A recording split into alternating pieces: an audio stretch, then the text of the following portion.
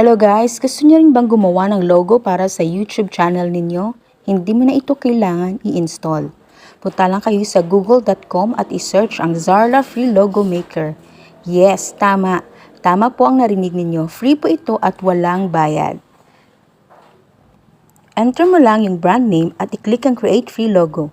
O diba, marami ka pang pagpipilian. And ang mas maganda, pwede din itong i-customize. Pwede mong palitan ang kulay ayon sa gusto mo.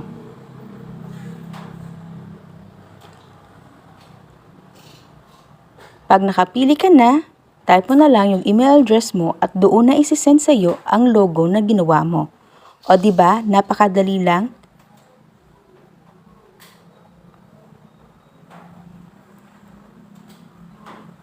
Subscribe for more. Thank you!